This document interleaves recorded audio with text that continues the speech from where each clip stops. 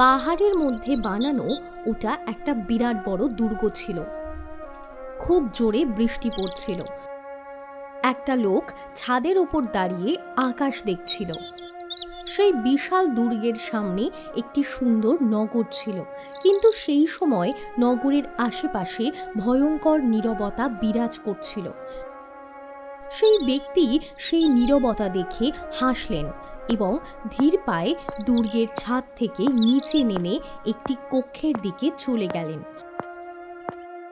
কক্ষের ভেতরে কাঁচের খাঁচার মধ্যে রত্নাবলী নামের এক অতি সুন্দরী যুবতী চোখ বন্ধ করে বসেছিলেন। যেই সেই ব্যক্তি ভেতরে এলেন, যুবতী চমকে উঠলেন। এখনো সময় আছে জাদুকর কল, আমাকে ছেড়ে দাও। তুমি তোমার উদ্দেশ্যে কখনো সফল হতে পারবে না। তুমি এই নগরের রাজা কখনো হতে পারবে না। এই ব্যক্তি আসলে একজন জাদুকর ছিলেন।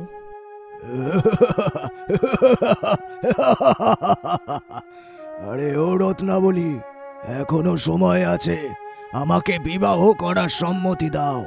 তোমার সারা জীবন সুখে কাটবে। তোমার স্বপ্ন স্বপ্নই থেকে যাবে জাদুকর কল। সুন্দর নগর কখনো তোমার হবে না এবং তুমি আমাকে কখনোই অর্জন করতে পারবে না।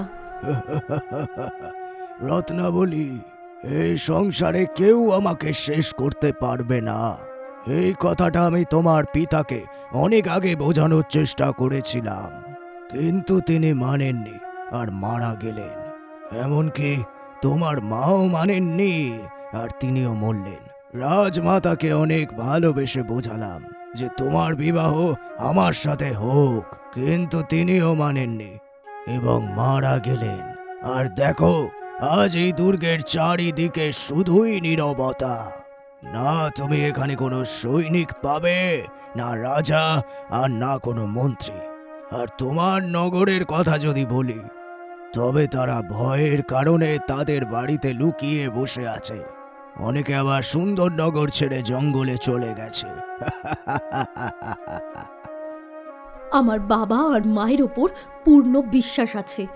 যদিও তারা এই সংসারে আর নেই, তবুও তাদের বলা কথার উপর আমার বিশ্বাস আছে। আমি শুধু নই, বরং পুরো সুন্দর নগর বিশ্বাস করে।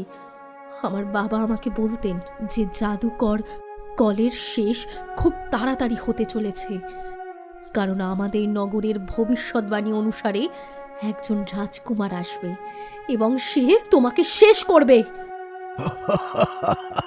আমাকে শেষ করবে? আরে এই সব কথাই বাজে কথা। যে ভবিষ্যৎবাণী তোমার বাবা তোমাকে বলতেন, তাতে কোনো সার নেই। সেই ভবিষ্যৎবাণী তো আমি নিজেও শুনেছি, আর বছরের পর বছর ধরে শুনে আসছি যে গালিচায় উঠতে উঠতে কোনো রাজকুমার, যার হাতে সূর্যের চিহ্ন আঁকা থাকবে, সে এই নগরে আসবে আর আমাকে শেষ করবে। কিন্তু মূর্খ রাজকুমারী, এই ধরনের গালিচার অস্তিত্ব জগৎ সংসারে নেই। আর তুমি ভালো করেই জানো যে আমার প্রাণ কোন বস্তুতে বন্দী আছে। আমার প্রাণ যে বস্তুতে বন্দী সেটা সুরক্ষিত। সেই বস্তু কালো সমুদ্রের একটি দ্বীপের ঘন জঙ্গলের মধ্যে রাখা আছে।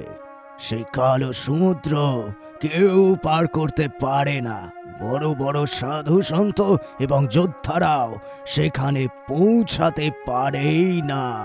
তাই বলছি, ভবিষ্যৎবাণীর কথা ভুলো আর যত তাড়াতাড়ি সম্ভব আমার প্রস্তাবে বিবেচনা করো এবং আমাকে বিবাহ করার জন্য সম্মতি দিয়ে দাও। আমার ইচ্ছে বদলে যাওয়ার আগেই সম্মতি দিয়ে দাও, নয়তো আমি তোমাকে শেষ করে দেব। এই কথা বলে জাদুকর কল ক্রুদ্ধ অবস্থায় দ্রুত পায়ে হেঁটে সেখান থেকে বাইরে চলে গেলেন। রাজকুমারী রত্নাবলী চোখে জল নিয়ে কাঁদতে কাঁদতে বসে রইলেন। ভবিষ্যৎবাণী সত্যি হবে। সেই রাজকুমার অবশ্যই আসবে এবং তোমাকে শেষ করবে। এই ঘটনার কিছু বছর পর সুরজনগরে কিষান নামের এক খুব গরিব কাঠুরে থাকত। পুরো গ্রাম তার দরিদ্রের মজা ওড়াত। একদিন কিষান তার কুড়াল নিয়ে জঙ্গলের দিকে যাচ্ছিল, যে রাস্তায় তার প্রতিবেশী রামদয়াল কাকার সাথে তার দেখা হলো। তিনি কিষানের প্রতি সহানুভূতি রাখতেন। আরে দেখো কিষান, তোমার বয়স 30 বছর হয়ে গেছে, কিন্তু এখনো পর্যন্ত বিয়ে হয়নি। কখনো কখনো তোমায় দেখে আমার বড়ই চিন্তা হয়। আরে ভাই, তোমার বয়সের সব যুবকের সংসার ঘর সব হয়ে গেছে, কেবল তুমি রয়েছো যে এখনো পর্যন্ত অবিবাহিত। কি রামদয়াল কাকা, কেবল আপনিই আছেন যে আমাকে একটু সহানুভূতি দেন, নয়তো গ্রামে এমন কেউ নেই যে আমার দরিদ্রের মজা না ওড়ায়। আচ্ছা এটা বলুন, আপনার কি মনে হয় এরকম গরিব ছেলেকে কেউ নিজের মেয়ে দিতে চাইবে? হ্যাঁ বলুন। দেখো, তোমার বাবা একজন ধনী কাঠুরে ছিল। জঙ্গল থেকে কেটে আনা কাঠ তার বাজারে মুখ চাওয়া দামে বিক্রি হতো।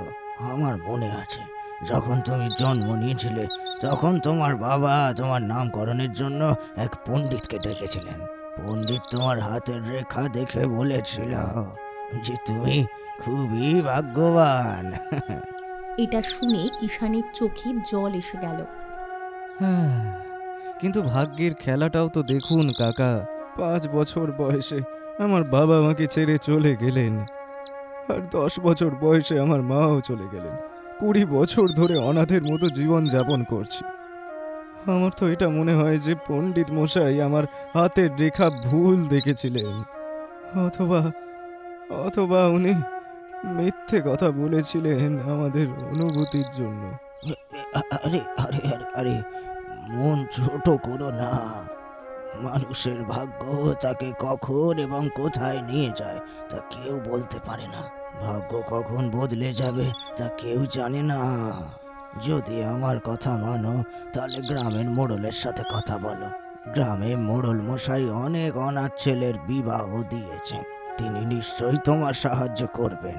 যখন তোমার ঘরে তোমার স্ত্রী আসবে তখন তোমার একাকিত্ব দূর হয়ে যাবে। আর হতেও পারে স্ত্রীর আগমনে তোমার ভাগ্যটাও বদলে যেতে পারে।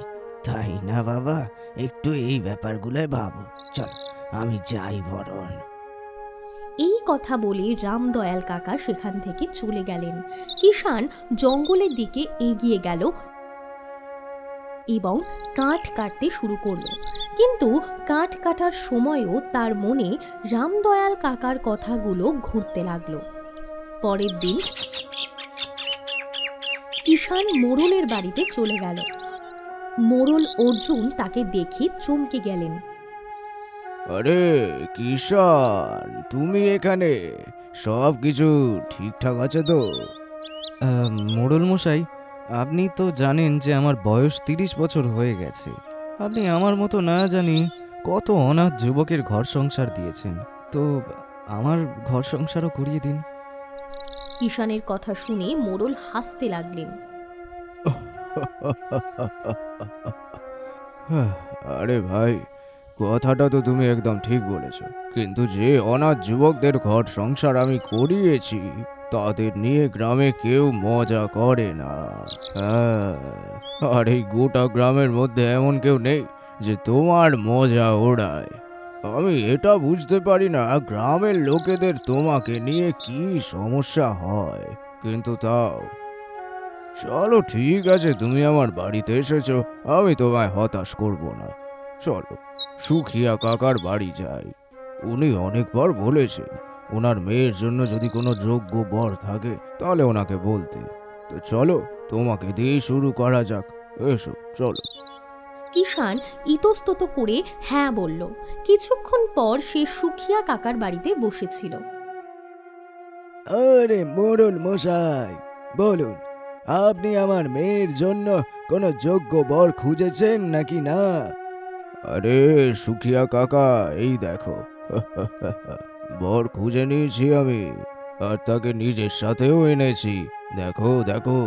হ্যাঁ, এর মানে কি? আরে এ আপনার সামনেই তো বসে আছে, এর নামও তো আপনি জানেন।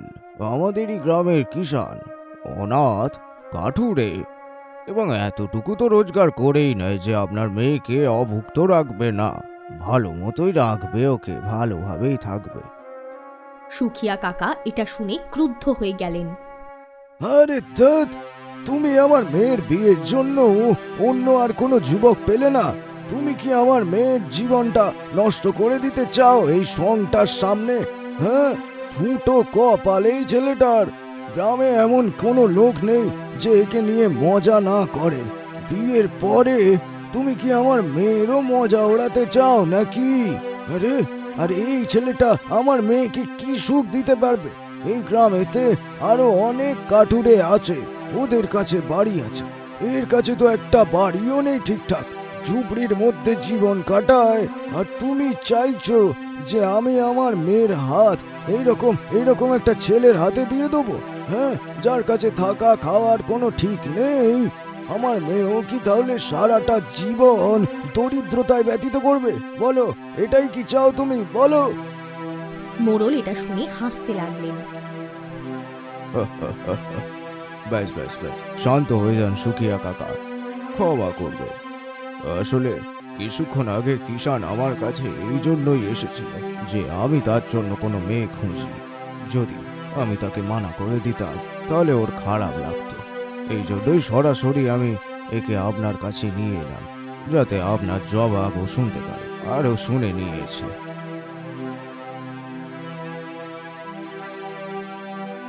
হ্যাঁ, তো কিষান, উত্তর শুনলে তুমি?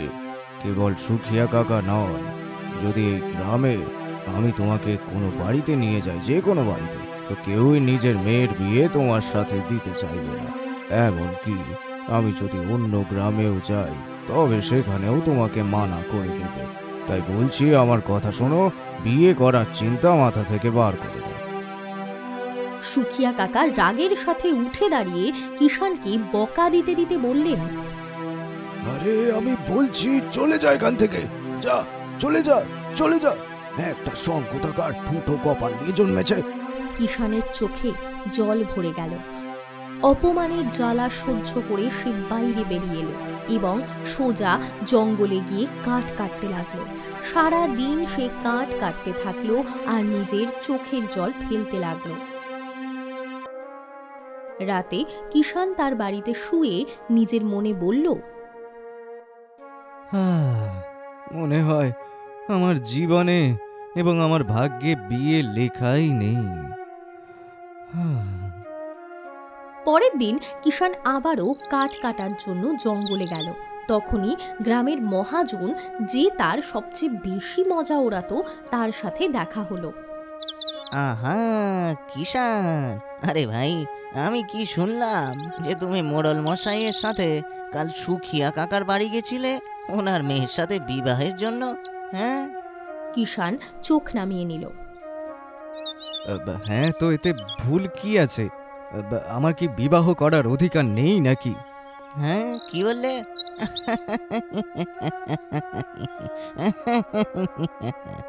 আরে সত্যি বলতে একদমই নেই। আমি তোমাকে এটাই বলতে এসেছিলাম। দেখো বাবা, কিছু মানুষ গরিব হয়েই জন্মায় আর গরিব হয়েই মরে। কোনো মানুষের ভাগ্যে তো আবার ধন সম্পত্তি থাকে না, না স্ত্রী। আর তোমার ভাগ্যটাও খানিকটা এই রকমই। তুমি গরিব হয়েই জন্মেছো আর গরিব হয়েই মরবে। এটা শুনে কিষানের চোখে জল এসে গেল। আর হ্যাঁ, জানো কি কিষান, আমি এসব কেন বলছি? কারণ যখন তুমি জন্মেছিলে তখন তোমার বাবা একজন পণ্ডিতকে নিয়ে এসেছিলেন। ওই পণ্ডিতটা তোমার হাতের রেখা দেখে বলেছিল যে তুমি নাকি বড়ই ভাগ্যবান। তোমার বাবা তার কথাগুলোকে মনে নিয়েছিলেন আর চৌপালে গর্বের সাথে সবাইকে বলেছিল যে তুমি ভাগ্যবান, খুব ভাগ্যবান। জানো কি তোমার বাবা এমন কেন করেছিল? পণ্ডিতকে নিয়ে আসা, চেঁচিয়ে চেঁচিয়ে ঢেরা পেটানো। জানো কেন? কারণ আমি তোমার বাবাকে বলেছিলাম যে নিজের ছেলেকে কাঠুরে বানিও না, আমার জমিতে কাজে লাগিয়ে দাও, ওর জীবন সফল হয়ে যাবে। কিন্তু তোমার বাবা বড়ই গর্বের সাথে বলেছিল যে আমার ছেলে নাকি খুব ভাগ্যবান, ও তো নাকি কোনো রাজ্যের রাজকুমার হবে। রাজকুমার? আর আমি কি দেখছি, তুমি তো খুব ভাগ্যবান। যদি গ্রামের কোনো বাড়িতে তুমি নিজের জন্য বিয়ের প্রস্তাব পাঠাও, তাহলে তোমাকে ধাক্কা দিয়ে গ্রামের বাইরে বের করে দেবো, আর তোর ওই ভাঙাচোরা ঝুবড়ি ঘরটা একেবারে ভেঙে দেবো। কোত্থেকে সব আসে। আরে চলে যাও, মারধর খাওয়ার আগে চলে যাও, যাও এখান থেকে যাও। এই কথা বলে হাসতে হাসতেই সেখান থেকে চলে গেলেন। কিষান অপমানে কেঁপে উঠল। কিষান কুড়াল শক্ত করে ধরল এবং গভীর চিন্তায় জঙ্গলের দিকে চলে গেল। তার মাথায় জমিদার আর সুখিয়া কাকার কথাগুলোই ঘুরছিল। হে ভগবান, আমার কপালে কি এটাই লেখা আছে? সুখিয়া কাকা কি কম অপমানিত করেছে আমায়, যে আজ জমিদার মশাই আমাকে একেবারে ভেঙে দিল মন থেকে। কিষান অনেকক্ষণ ধরে হাঁটতে লাগলো। ক্লান্ত হয়ে একটা গাছের নিচে বসে পড়ল এবং হাউ হাউ করে কাঁদতে শুরু করলো। অনেকক্ষণ পর সে শান্ত হলো এবং হঠাৎ দাঁড়িয়ে গেল। হ্যাঁ, এবার আমি এই গ্রামে থাকবই না। খুব তাড়াতাড়ি এই গ্রাম ছেড়ে দিয়ে আমি অন্য গ্রামে চলে যাব। হ্যাঁ। কিন্তু হঠাৎ কিষান চমকে গেল। সে দেখল যে জঙ্গলের গভীরে পৌঁছে গেছে সে। এটাই সেই জঙ্গল ছিল যেখানে গ্রামবাসীরা ভয়ের কারণে আসতো না। তখনই তার চোখ একটা অদ্ভুত গাছের ওপর পড়ল। হে ভগবান, এটা আবার কেমন গাছ? পুরোপুরি সাদা, এর শিকড় এবং শাখাগুলো মাটিকে ছুঁয়ে আছে। বাপরে, এরম গাছ তো আমি কোনোদিনও দেখিনি। কিষান গাছের কাছে গেল এবং কাঠ ছুঁয়ে দেখতে লাগলো। ও, এটা তো খুবই পুরনো গাছ। এর কাঠও মজবুত বটে। যদি এটা কেটে বিক্রি করি তাহলে ভালোই লাভ পাবো। হতে পারে আমার দরিদ্রও দূর হয়ে যাবে। হ্যাঁ। এই কথা বলার পরেই কিষান কুড়াল চালাতে যাবে, তখনই সাদা গাছ থেকে আওয়াজ এলো।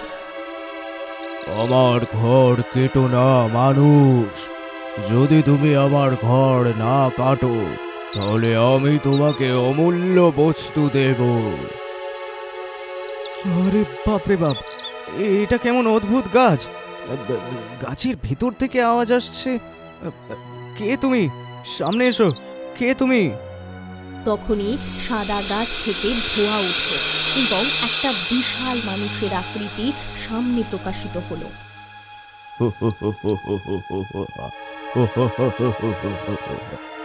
তুমি বড়ই নির্ভীক স্বভাবের, নয়তো আমায় দেখে মানুষ বেহুশ হয়ে যায়।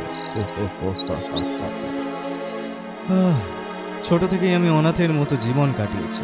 ভয় কাকে বলে সেটা আমি জানি না। এটা বলো যে কে তুমি? আমি একজন জিন, হাজার হাজার বছর ধরে এই সাদা গাছটায় থাকি। এটাই আমার ঘর, আর তুমি এটাকে কাটতে যাচ্ছিলে।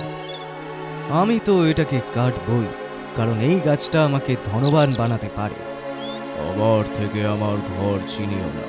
দেখো, বদলে আমি তোমাকে অমূল্য বস্তু দেব। দেখো, যদি তুমি আমাকে অনেক ধনসম্পত্তি দাও তাহলেই আমি এটাকে কাটবো না, নয়তো আমি এটাকে কাটবই। আমি তোমাকে ধন সম্পত্তি দিতে পারি না। আমার মধ্যে এক অদ্ভুত শক্তি আছে।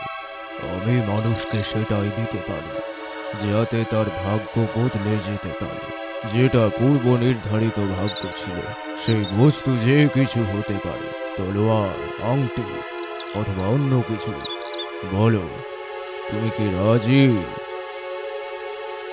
কিষান কিছুক্ষণ ভাবতে লাগলো। ঠিক আছে, আমিও জানতে চাই যে আমার ভাগ্যকে কোন বস্তু বদলাতে পারে। ঠিক আছে, আমি রাজি। বাহ বাহ বাহ, এবার তুমি চতুর মানুষের মতো কথা বললে। এই কথা বলতেই জিনের চোখ থেকে রং বেরঙের রশ্মি বের হলো এবং পরের মুহূর্তেই কিষানের সামনে একটি গালিচা প্রকাশিত হলো। হ্যাঁ, এটা কি? এটা তো সাধারণ একখানা গালিচা। এটা দিয়ে কি করব আমি? এটা সাধারণ নয়, এই গালিচাটা উড়তে পারে। আরে তো উড়তে পারা গালিচা দিয়ে আমি কি করব? আমি তো একজন কাঠুরে, কি করব? আরে এইটা দিয়ে আমার ভাগ্য কিভাবে বদলাতে পারে বলো আমাকে। হ্যাঁ, আমার একদমই এটা চাই না। হ্যাঁ, রাখো তুমি নিজের কাছে। এবার তো আমি এই বৃক্ষটাকে কেটেই ছাড়বো, যাই হয়ে যাক। কিষান রাগে আবারও কুড়াল চালালো, কিন্তু গাছের কিছুই হলো না। এ কি, কুড়াল চালালাম কিন্তু গাছের কিছুই হলো না। এবার তোমার কুড়ুল চাইলেও আমার বাড়ির কিছুই করতে পারবে না, কারণ তুমি আমার প্রস্তাব স্বীকার করে নিয়েছো আর নিজের ভাগ্যকে বদলানোর বস্তু খুঁজে দিয়েছো। আরে তুমি আমাকে বোকা বানিয়েছো, বোকা। আচ্ছা এটা বলো, এই সাধারণ একখানা গালিচা আমার ভাগ্য কিভাবে বদলাতে পারে? আমি আগেও বলেছি এটা কোনো সাধারণ গালিচা নয়, এটি একটি জাদুকরী উড়তে পারা গালিচা। তুমি যেখানেই যেতে বলবে এটা তোমাকে বাতাসের গতিতে সেখানে পৌঁছে দেবে, আর এটি একটি বিশেষ রহস্য জানে, যা সময় এলে তোমাকে বলবে। কি বলছো কি, সত্যি? হ্যাঁ, তোমার ভাগ্যতে এই গালিচাই লেখা ছিল। তুমি নিজেকে নিজের ভাগ্যের হাতে সঁপে দাও আর দেখো যে তোমার ভবিষ্যতে কি হয়।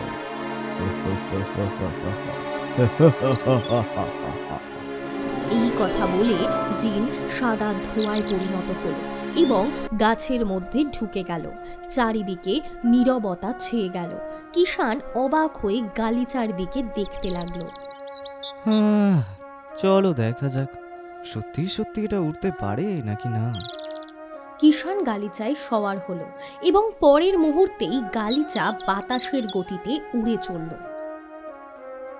আরে বাপরে, এটা তো সত্যি সত্যি সত্যি উঠছে, কিন্তু এটা আমাকে নিয়ে কোথায় যাচ্ছে?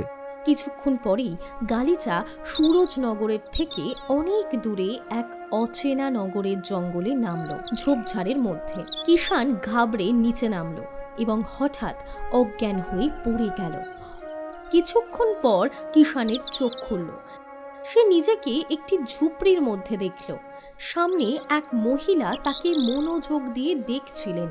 ঝুপড়িতে আরও কিছু লোক উপস্থিত ছিল। ও বাবা, আরে বাবা, এটা এটা আমি কোথায় চলে এলাম? আমি কোথায়? আমি দেখেছিলাম তুমি গালিচা থেকে উড়ে আমাদের জঙ্গলে নামলে, আর যেই নামলে অজ্ঞান হয়ে পড়ে গেলে। কে তুমি? কিন্তু তুমি কে? আমাদের সম্পর্কে পরে বলবো, আগে তুমি বলো তুমি কে? আমি আমি একজন কাঠুরে, সুরজনগরের বাসিন্দা আমি। এটা শুনে মহিলা চমকে গেলেন এবং পাশে দাঁড়ানো বয়স্ক ব্যক্তির দিকে দেখতে লাগলেন। দেখো বাবা, তুমি কাঠুরে হতে পারো না। আরে তোমাকে দেখে তো রাজকুমার মনে হয়, রাজকুমার। রাজকুমার? আর আমি? বাবা, আপনিও কি কথা বলছেন? আরে রে, যদি তুমি রাজকুমার না হও তাহলে তোমার কাছে এই উড়তে পারা গালিচা এলো কোত্থেকে বলো?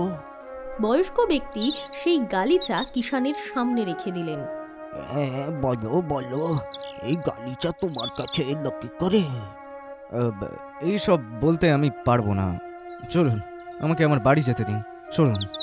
কিষান গালিচা তুলে ঝুপড়ি থেকে বাইরে চলে এলো, কিন্তু বয়স্ক ব্যক্তি আর সেই মহিলা তার পিছু পিছু এলেন।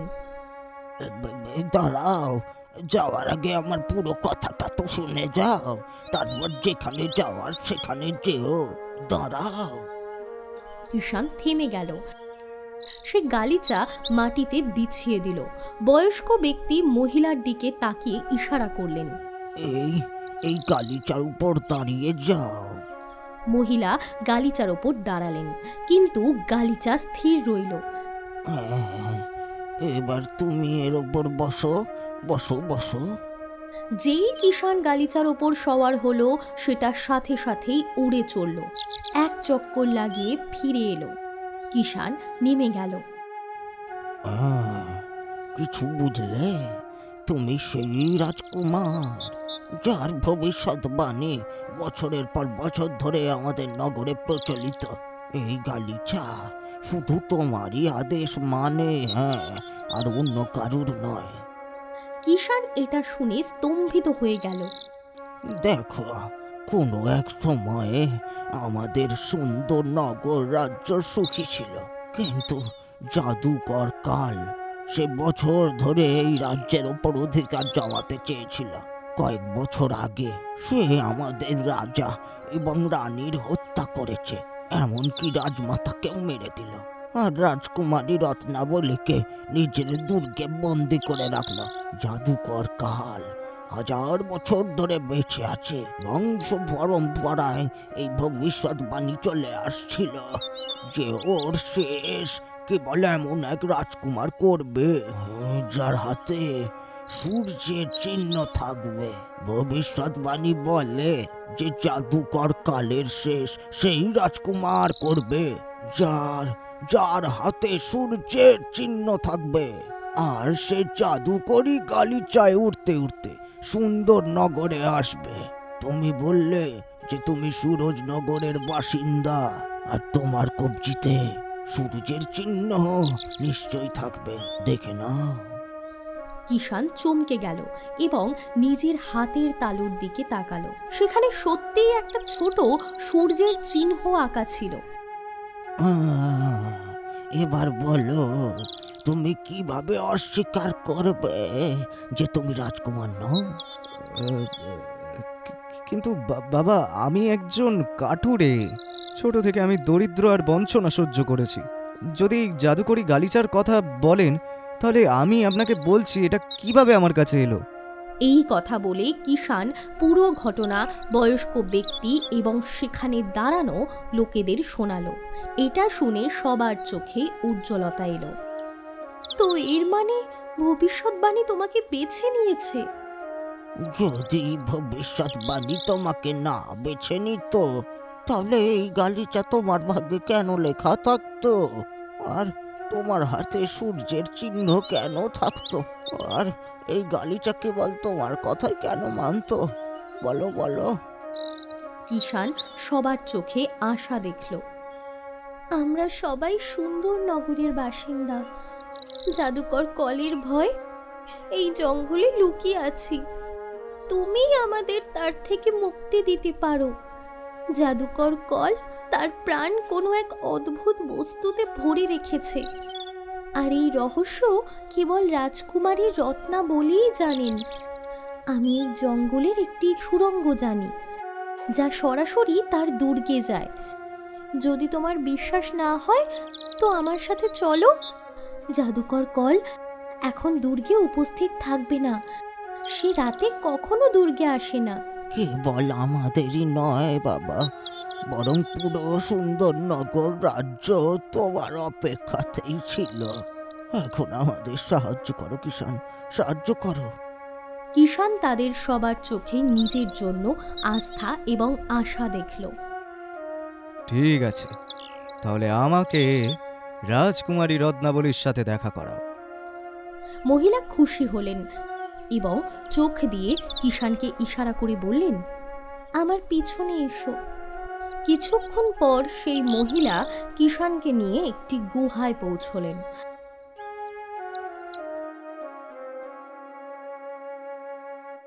হাতে মশাল নিয়ে দুজন ভিতরে এগোলেন। গুহার বেশ ভেতরে গিয়ে একটা ছোট দরজা দেখা গেল। এটা আমাদের সুন্দর নগরের দুর্গের দরজা। এই সুড়ঙ্গের রহস্য কেবল মহলের কিছু লোকই জানত। একসময় আমি রাজকুমারী রত্নাবলীর দাসী ছিলাম। এই কথা বলে তিনি কিষানকে দরজার পার করে একটি কক্ষে পৌঁছে দিলেন।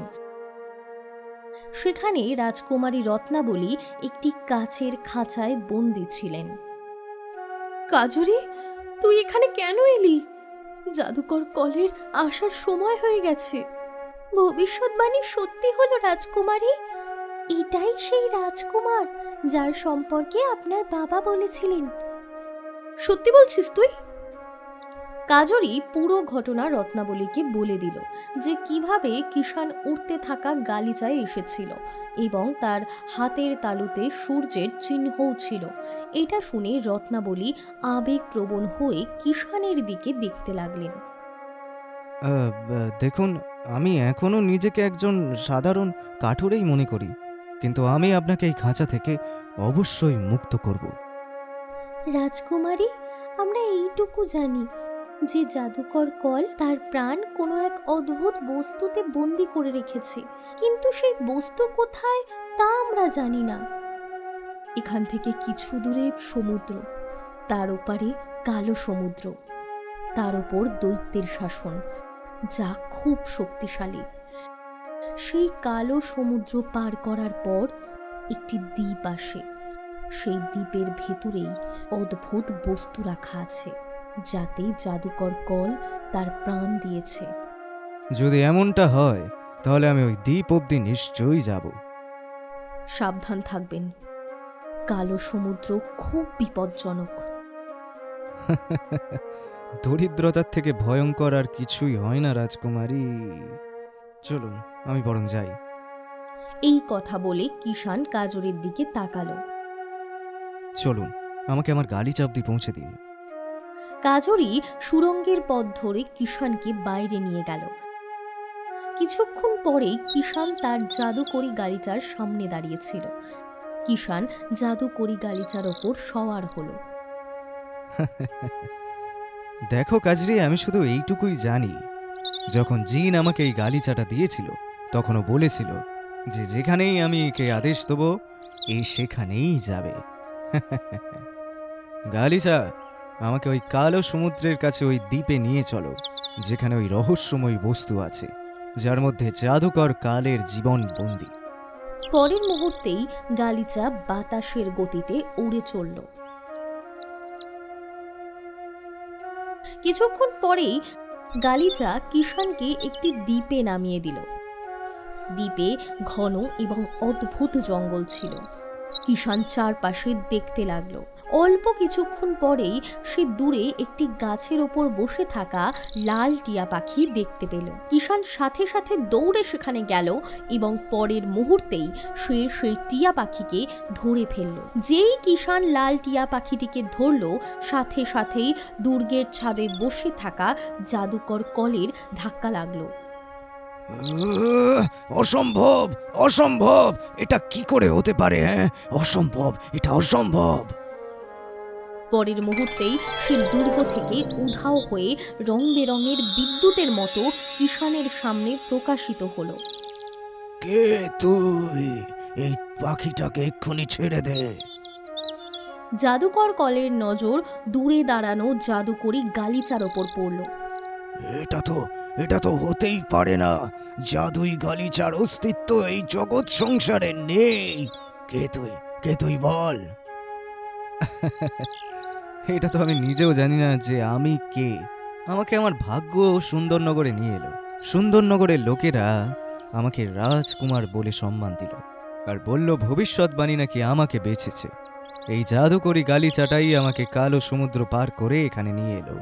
আর এই গালিচাটাই আমাকে বলল যে তোমার জীবন এই লাল তোতার মধ্যেই আছে। আর এই কথা বলে কিষান লাল টিয়া পাখিটির গলা মটকে দিল। পরের মুহূর্তেই জাদুকর কল চিৎকার করতে করতে ছটফট করল, ছাই হয়ে ছড়িয়ে গেল। কিষান সাথে সাথেই তার জাদুকরি গালিচার ওপর বসে গেল। গালিচা তাকে উড়িয়ে দুর্গের ছাদে নিয়ে এলো। কিষান নিচে নেমে দেখল রাজকুমারী রত্নাবলী মুক্ত হয়ে গেছেন। ভবিষ্যৎবাণী ঠিক হলো, তুমি সেই রাজকুমার যে আমাদের জাদুকর কলের থেকে বাঁচালে। রাজকুমারী রত্নাবলী, আমি বুঝতে পারছি না যে আমি কে।